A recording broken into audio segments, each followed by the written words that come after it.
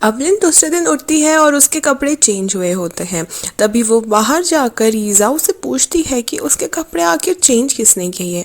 तभी यीज़ाओ बोलता है कि हमारी मेट ने तुम्हारे कपड़े चेंज किए। और यहाँ पे लिन थोड़ी राहत की सांस लेती है कि एटलीस्ट यीज़ाओ जेंटलमैन इंसान है।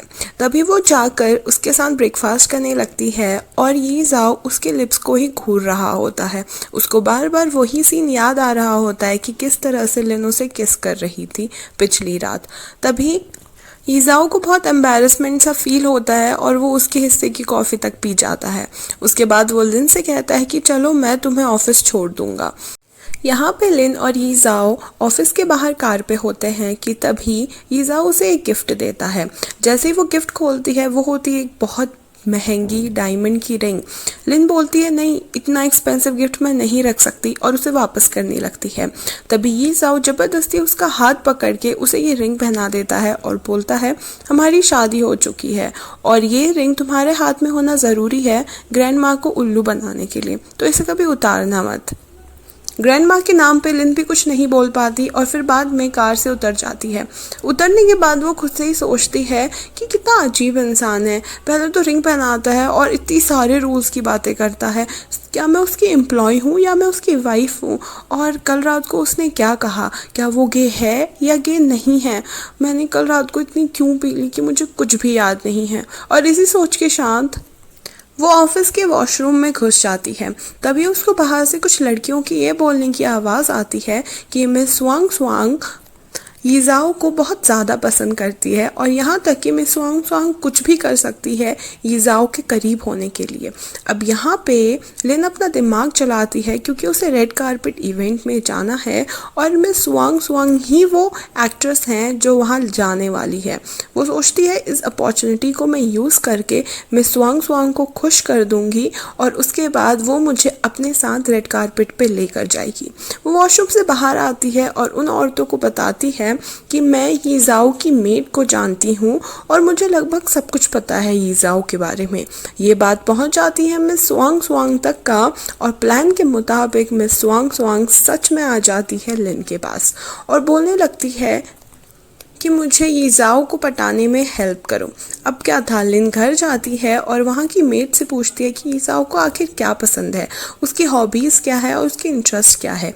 इस पर उसकी मेड बोलती है कि वैसे तो वो सारी चीज़ें पहले की तरह करते हैं, बस आजकल एक थोड़ी नई चीज़ हुई है। तभी लिन पूछती है वो क्या? उसकी मेड कहती है आप, वो आपको बहुत ज़्यादा पसंद करते हैं और इस समय आप ही उनका इंटरेस्ट है।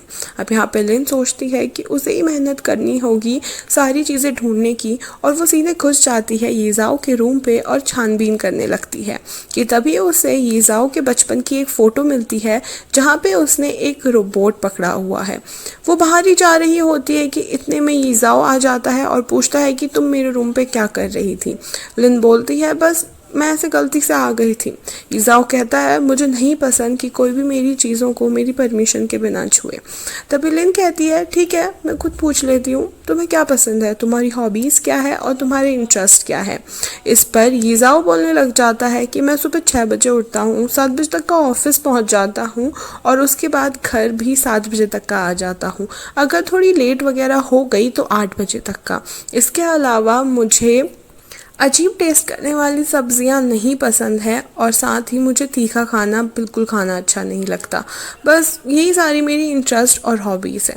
तभी लिन कहती है कि तुम्हें मेरे बारे में कुछ नहीं जानना क्या? इस पर यीज़ाओ बोलता है कि तुम्हें स्पाइसी खाना बहुत पसंद है, तुम्हें वेजिटेबल्स भी बहुत अच्छी लगती हैं, तुम्हें कोई भी स्ट्रॉबेरी फ्लेवर की चीज़ अच्छी लगती है और तुम्हें बेस्ट एक्ट्रेस का अवार्ड जीतना है। इस पर लिन कहती है कि तुम्हें ये सारी चीज़ें कैसे पता चली?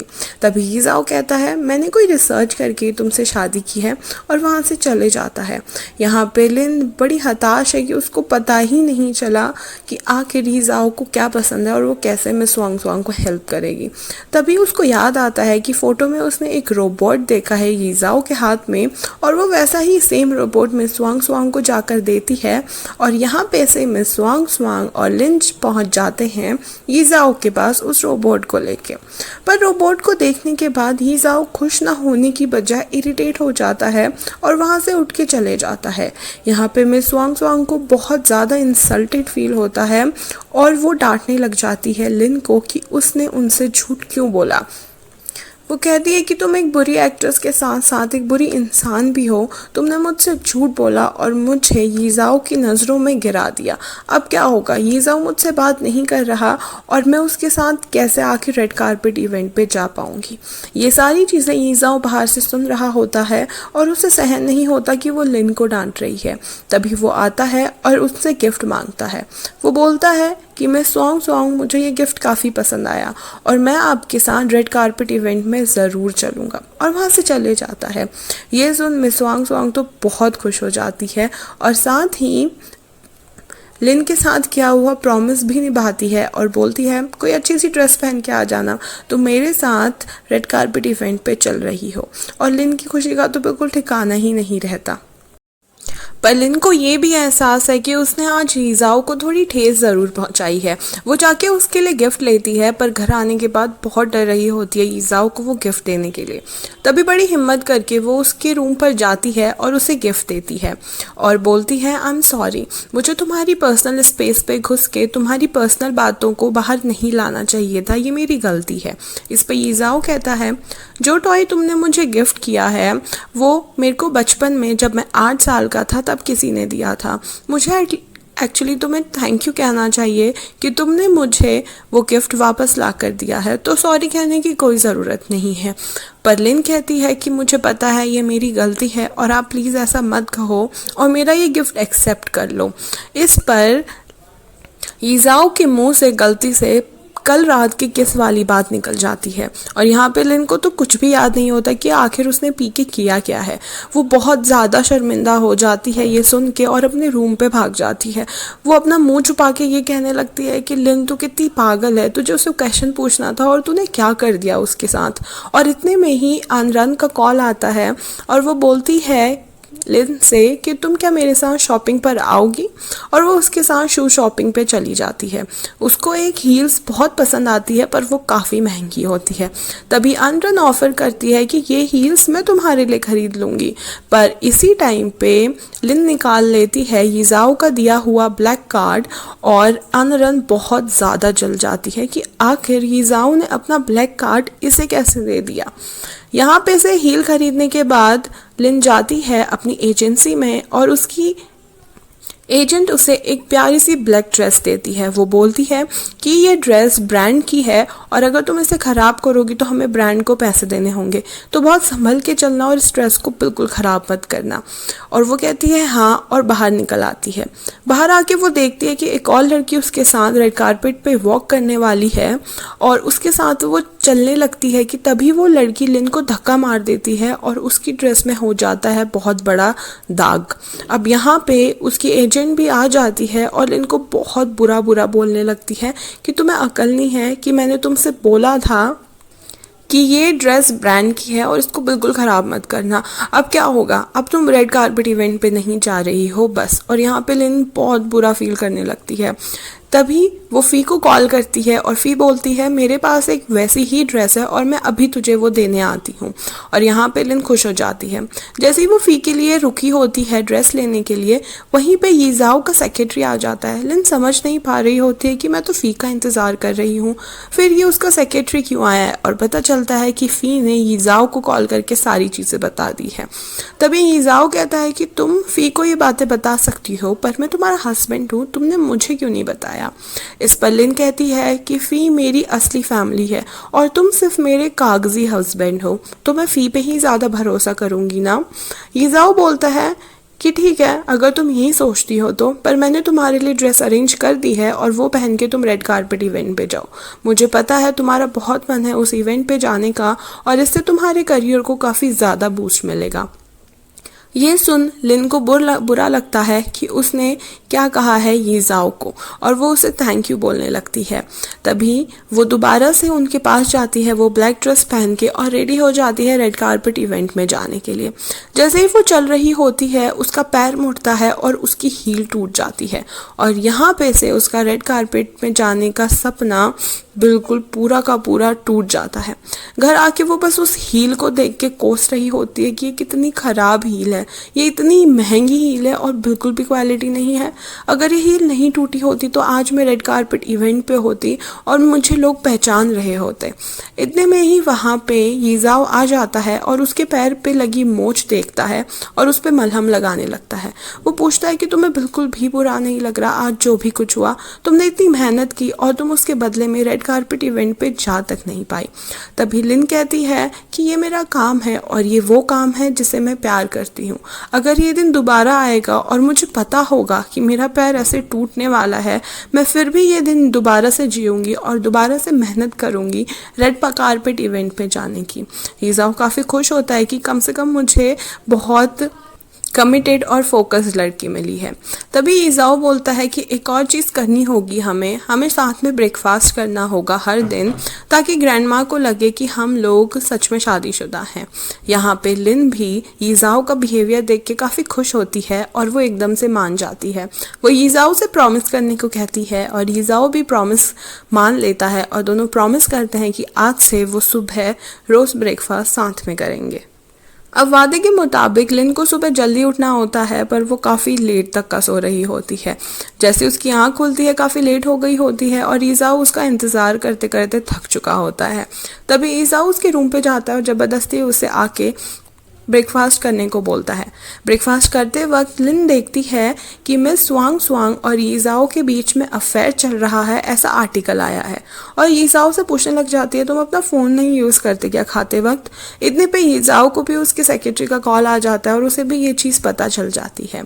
यीजाओ बोलता है कि ये तुम्हारी जिम्मेदारी है कि मेरे नाम पे कोई भी झूठे स्कैंडल ना हो, तो ये सारी चीज़ें तुम ही संभालोगे।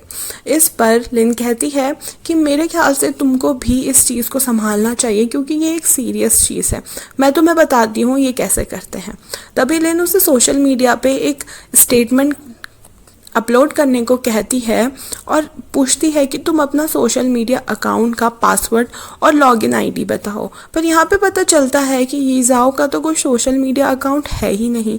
लिन काफ़ी सरप्राइज होकर बोलती है कि इस ज़माने में तुम्हारा सोशल मीडिया अकाउंट कैसे नहीं है, और उसे एक अकाउंट बनाने को बोलती है। जब यीजाओ नाम टाइप करके उसे देता है तो लिन देखती है उसने अपनी प्रोफाइल का नाम लिखा है collect money to help Momo, मतलब मोमो को हेल्प करने के लिए पैसे इकट्ठा करो। Very funny. ये देख लिन कहती है ये कैसा नाम हुआ, और फिर यीजाओ बोलता है अब तुम मेरी वाइफ हो और मुझे तुम्हारा पेट पालने के लिए बहुत पैसे कमाने हैं, तो इसलिए मैंने ये नाम रखा है, और वो वहाँ से चले जाता है। अब लिन भी उसके साइट से स्टेटमेंट अपलोड कर देती है और सारी चीज़ें सॉर्ट आउट हो जाती है। जब लिन बाहर घूम रही होती है उसे एक अबेंडेंड कुत्ता दिखता है और उस डॉग का कोई भी मालिक आसपास नहीं होता है। वो तभी एनिमल डिपार्टमेंट पे कॉल करके बताती है कि उसे एक डॉग मिला है, और जैसे ही उसके ओनर का पता चले लिन को वो लोग कॉल करें। तब तक का वो उस डॉग को अपने घर लेकर जाती है। तभी वहाँ की मेड बताती है कि यीजाओ को डॉग्स बिल्कुल भी पसंद नहीं हैं और उसे अच्छा नहीं लगेगा अगर तुम इस डॉग को इस घर पे रखोगी। लिन मानी मन सोचती है कि यीजाओ से छुपा के तो मैं इसे रख ही सकती हूँ। पर दूसरे दिन जब यीजाओ की आंखें खुलती है वो बिल्कुल उसके बेड पे बैठा होता है, और यहाँ तक कि उसने उसके बेड को सूसू करके ख़राब भी कर दिया होता है।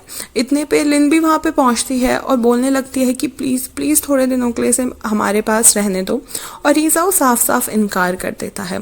तभी जब वो बाहर जाती है उसको उस कुत्ते के ओनर का कॉल आता है। वो बताता है कि मैं थोड़े दिनों के लिए अब्रॉड गया हुआ हूँ और मैं अभी उसे नहीं लेने आ सकता, तब तक क्या तुम उसे अपने पास रख लोगी। और वो बताता है कि उस डॉग का नाम है 11। तभी वो फ़ी को बुलाती है और उसे रिक्वेस्ट करने लग जाती है कि तू प्लीज़ डॉग को अपने पास रख ले थोड़े दिनों के लिए। और फ़ी कहती है कि मैं खुद उस घर से मूव आउट करने वाली हूँ, तो मैं उस डॉग को नहीं रख सकती। इतने में ही अनरन का कॉल आता है और वो इनवाइट करती है ली को कि तुम मेरे साथ आके आज मूवी देखो। लिन बोलती है कि मैं फ़ी को भी साथ में लेके आऊँगी और अनरन इसके लिए मान जाती है। अब दोनों जैसे ही वहाँ पहुँचते हैं वो देखते हैं कि वहाँ पे चुयन ऑलरेडी प्रेजेंट है और चुयन बताता है कि अनरन की तबीयत ख़राब हो चुकी है और इसलिए वो उन्हें ज्वाइन नहीं करेगी। यहाँ पे चुयन लिन को देख के वहाँ से चले जाता है और उसकी फ्रेंड फ़ी को मिलता है उसका फ़ोन जो वहाँ पे छोड़ गया होता है। तभी वो लिन से कहती है कि वो ये फ़ोन जाके चुयन को दे आए। लिन मना करती है पर फ़ी के फोर्स करने पे वो मान जाती है। जैसे ही वो फ़ोन लेके बाहर जाती है वो देखती है कि चुयन को कुछ हो रहा है, उसकी तबीयत ख़राब हो रही है। तभी वो उसके फैंस से उसे छुपा कर बेसमेंट में लेकर जाती है और पूछती है कि तुम्हें क्या हो रहा है। तभी चुयन बताता है कि उसका इन्हेलर पॉपकॉर्न जहाँ पे ख़रीदते हैं वहाँ पे गिर चुका है। वो जाके चुयन के लिए वो इन्हेलर लेके आ जाती है और चुयन पूछता है कि तुम्हें इसके बदले में क्या चाहिए। लिन बोलती है मुझे इसके बदले में कुछ भी नहीं चाहिए, अगर तुमने अच्छा फील किया है तो थैंक यू बोल दो। पर चुयन बोलता है मुझे पसंद नहीं कि मैं किसी का भी कर्ज अपने सर पे रखूं। तभी लिन कहती है कि ठीक है, अगर तुम यही चाहते हो तो प्लीज़ थोड़े दिनों के लिए मेरे पास एक डॉग है, क्या तुम उसे अपने पास रख सकती हो, क्योंकि यीज़ा उसके लिए मना कर रहा है। यहाँ पे चुयन इतना ज़्यादा सरप्राइज होता है कि तुम मुझसे किसी ड्रामा में रोल भी मांग सकती थी, तुम्हें लीड रोल आराम से मिल जाता अभी, पर तुम एक डॉग को रखने की बात कर रही हो। लिन कहती है कि अगर मेरे में टैलेंट होगा और मेरी एक्टिंग अच्छी होगी तो तुम मुझे मेरे टैलेंट के बलबूते पे रहोगे, ऐसे शॉर्टकट लेके मुझे फेमस नहीं बनना। और यहाँ पे चुयन काफ़ी खुश होता है ये सुन के। तभी वो कहता है कि ठीक है, मैं तुम्हें आज रीज़न भी बता देता हूँ इस हेल्प के बदले कि यीज़ाओ को डॉग्स क्यों नहीं पसंद। तभी वो बताता है कि बचपन में यीज़ाओ के पास एक डॉग था और वो उसे बहुत प्यार करता था, पर उसके पापा ने उसे कहीं छोड़ दिया और यीज़ाओ से ये बोला कि बिजनेसमैन के दिल में फीलिंग्स नहीं हो सकती, अगर उसके दिल में फीलिंग्स होंगी तो वो बिज़नेस अच्छे से नहीं चला पाएगा और इसी वजह से यीज़ाओ के कोई फ्रेंड्स भी नहीं हैं। इधर पे अनरन पहुंच गई होती है यीज़ाओ के ऑफिस और लगता है कि चुयन और लिन को साथ लाने का प्लान अनरन का ही था। और यहाँ तक कि वो यीज़ाओ को एक आर्टिकल भी दिखाती है जिस पर किसी ने चुयन और लिन की फ़ोटो खींचकर डाल दी है साथ में थिएटर पे जब वो उसकी हेल्प कर रही थी, और ये लिखा है कि उन दोनों का अफेयर चल रहा है।